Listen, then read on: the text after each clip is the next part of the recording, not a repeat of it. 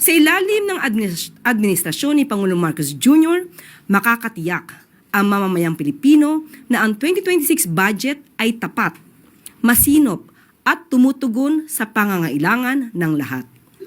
Bago nito, ipinapakita rin sa pagpasa ng 2026 National Budget ang pagsulong ng transparency sa budgeting.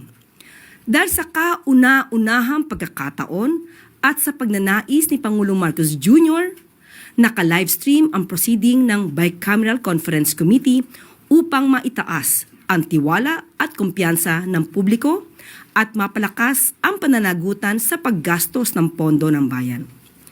Makakaasa po ang taong bayan na sa ilalim ng liderato ni Pangulong Marcos Jr., ang pondo ng bayan ay para sa bayan. Magagamit ito ng tama at mailalaan para sa kapakanan ng bawat Pilipino saan mang panig ng mundo.